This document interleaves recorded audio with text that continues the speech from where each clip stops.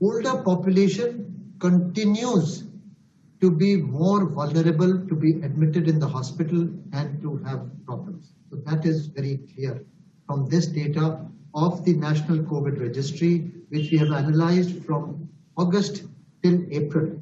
August, September, October, November was the first wave, and now the second wave, which is in March, April, which we're looking at.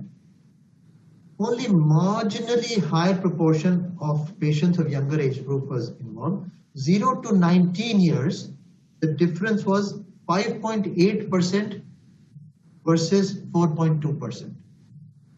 And 20 to 40 years was 25% versus 23%.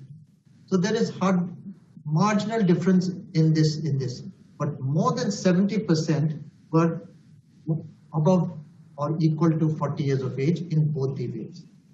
Higher proportion of asymptomatic individuals got admitted in this wave, and higher proportion of admitted patients presented with breathlessness that I have already told you, and higher requirement of oxygen was found in this wave. And there was no difference in the percentage of death between the first wave and the second wave from the data that we have just now. This is a big thing, because people are saying that there is more deaths this time. And similar trends are seen across all the states, because this is a country-wide data of a national registry data which has been collected of only hospitalized patients. So this is 10,000 hospitalized patients that have been analyzed. So, sir, you are saying that there is not much difference between the previous one and this as far as the effect on the generation is concerned. But, sir, do you see this as a milder version of the previous one, or do you see it as a stronger version of it? Very clearly, we find that the symptoms are much less. As I mentioned, the symptoms of joint pain, fatigue, muscle ache, loss of smell, sore throat are much less compared to the first wave. However, shortness of breath is higher in this. So this is some data from the hospitalized patients which we've analyzed, and we will also be putting it up on our site, the ICMR site, so that it is available to everyone. And as far as spread of infection is concerned, sir, any comments you like to make? Yeah, we are finding, we cannot exactly say what is driving this epidemic, but what clearly we can say is that we have tremendous amount of laxity. We have had the COVID inappropriate behavior, and we've had and identified various mutations. Some of the mutations which are of concern, which are the UK variant, the Brazilian variant, and the South African variant, which have been demonstrated to have higher transmissibility. We have also found a double mutant, which has been found in several countries, 10 countries at least, which is also been found in India, the double mutant, but the higher transmissibility of this is not established. But more important, when you're talking about this, I would like to emphasize that the RT-PCR tests that we are utilizing, they measure 2 genes or more than 2 genes, and therefore they never miss the tests. Okay. So this hypothesis or this argument that was roaming around that RT-PCR test may be negative and it may still, the RT-PCR test that we are using, and right from the beginning, we have been using 2 or more than 2 genes to identify that. While many countries have been using only 1 gene, an S gene, and all those problems, we have never done that. We have always used 2 genes or more for testing, and therefore missing these is absolutely impossible. So, Dr. Bhargav, you are saying that RT-PCR test is good enough to find any kind of mutant, right? Absolutely. What I would like, yes, absolutely, that is absolutely correct. It can find any kind of mutant because it is measuring 2 genes or more than 2 genes at different sites. And the other point. So, Dr. Bhargav, हम ऐसा इस बार क्या कह सकते हैं कि जो younger पीढ़ी है, जो जवान लोग हैं, उनको इसका ज्यादा असर हो रहा है, जो नई वेव है वो ज्यादा अफेक्टेड हो रहे हैं, ऐसा माना जा रहा है बच्चों में और यंग लोगों में इस बार ये ज्यादा फैल रहा है जो कोविड है? नहीं, ये बिल्कुल हम लोग ने इस डेटा को, हम लोग के पास एक नेशनल कोविड रजिस्ट्री है इसमें हम पूरे देश से जो मरीज भर्ती हुए हैं अस्पताल में, तो हॉस्पिटल से डेटा को कलेक्ट करते हैं और उसमें कोई 10,000 मरीजों का हम लोगों ने डेटा एनालाइज किया। अगस्त से लेके नवंबर तक को फर्स्ट वेव माना और फरवरी, मार्च, अप्रैल को सेकेंड वेव मान के इनके डेटा को कंपेयर किया दोनों को।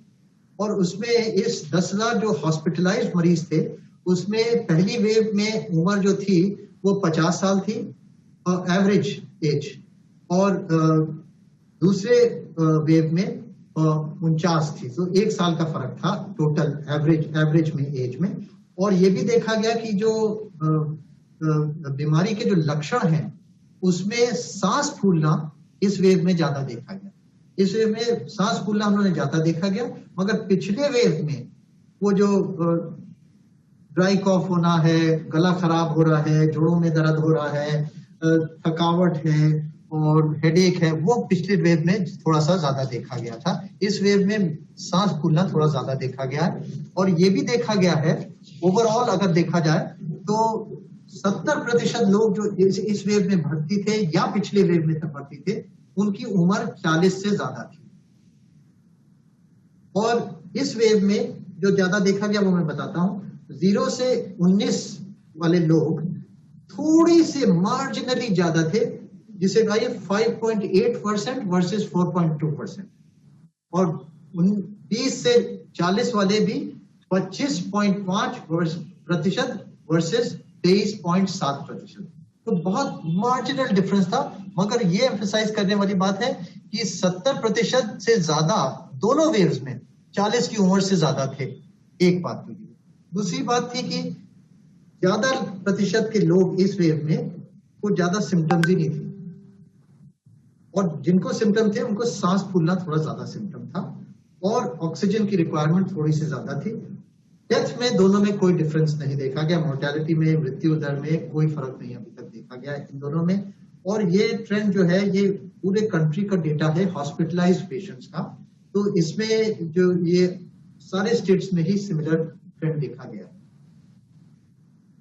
तो आपका ये भी कहना था कि तौर पे ये कह सकते हैं इस वेव में हम लोग ने 70 से ज्यादा प्रतिशत लोग 40 की उम्र के ज्यादा थे। ज्यादा सिम्टम सांस फूलने का था, ऑक्सीजन रिक्वायरमेंट थोड़ी ज्यादा थी और बाकी पैरामीटर्स बिल्कुल सेम थे। और पहली वेव में, और ये केवल हॉस्पिटलाइज्ड मरीजों के बारे में हम बता रहे हैं, तो इसमें ये नहीं कह रहे कि कौन इन्फेक्ट हुआ, कौन प्लस था, कौन माइनस था, जो अस्पताल में पहुंचे उनके बारे में एनालिसिस। तो सर सिवियरिटी कम है इस वेव में, मतलब अगर सिम्टम्स को देखते हैं तो? सिम्टम्स को देखें तो सिवियरिटी बहुत कम है, क्योंकि वो बाकी जो सारे सिम्टम्स मैंने आपको बताया कि गला खराब होना और हेडेक होना और बॉडी एक होना, मसल पेन होना, जॉइंट पेन होना, वो पिछली वेव में ज्यादा देखा गया। इस वेव में बहुत कम देखा गया। इस वेव में मोटे तौर पे थोड़ी सी सांस फूलना ज्यादा देखी गई। मेरा आखिरी सवाल आपसे सर, ये आरटीपीसीआर टेस्ट को लेके कई शंकाएं लोगों के दिमाग में है। ऐसे कई लोग बोलते हैं कि नेगेटिव आ रहा है पॉजिटिव होने के बाद भी। तो क्या ऐसा कुछ हो रहा है कि कोई नए म्यूटेंट जो आए हैं वो इसमें डिटेक्ट ना हो पा रहे हो? ये मैं तो 1.5 साल से बोलता आ रहा हूँ कि RTPCR is the gold standard. और आरटीपीसीआर जो हम लोग हिंदुस्तान में प्रयोग करते हैं, आरटीपीसीआर टेस्ट के सारे किट्स, उसमें हम लोग 2 जीन मापते हैं। 2 जीन मापते हैं, तो इसलिए मिस करने का, म्यूटेंट्स का चांस बहुत ही कम होता है या बिल्कुल नेग्लिजिबल होता है। इसलिए हम लोग क्योंकि 2 जीन नापते हैं, कई कंट्रीज केवल 1 जीन नापती हैं या केवल एस जीन नापते हैं, तो उसमें दिक्कतें हो सकती हैं। बट हम लोग शुरू से 2 जीन नापते हैं या 2 से ज्यादा भी जीन नापते हैं, जिससे कि आरटीपीसीआर टेस्ट से कोई चीज मिस ना हो पाए।